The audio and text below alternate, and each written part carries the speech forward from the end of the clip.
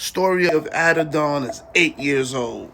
You know I had to grab my Rock Nation hat just to fuck with the hookah henchmen, aka the Drake fans. This is when Drake got cooked in front of the world decisively for the first time. By this time, he's been going back and forth, throwing subliminals at Big Sean, Kendrick, all types of niggas. Common kind of battled him, but kind of didn't. It was like real subliminal. The boy was getting disrespectful, and people started checking him. And one of those people was Pusha T himself.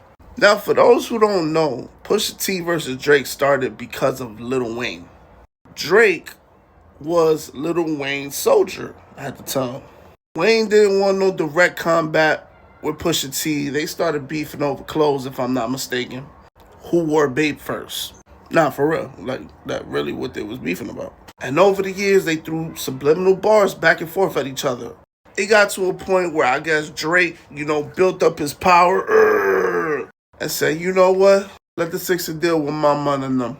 Got some shots for his head top. 666. And that was the moment that Drake made the first biggest mistake of his career.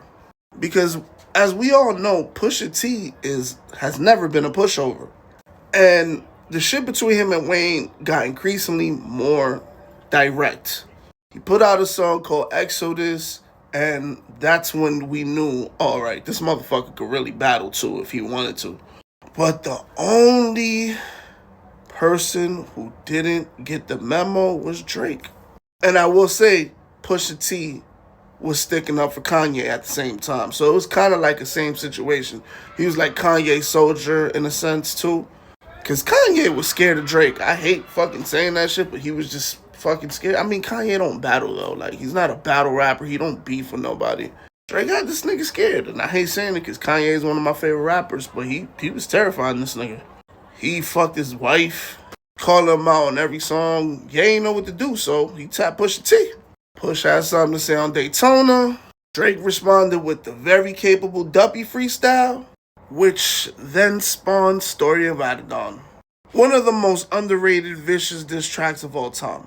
Drake in blackface on the cover. He made fun of Drake's dying friend, called out him running to Atlanta, and acted black for the first time on wax.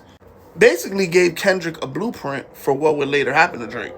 Said he was hiding a child. He was going to use him as a rollout for Adidas. Basically just killed his money and his momentum. And even Drake had said really much I can say better than Drake has a baby. He won. He won off that.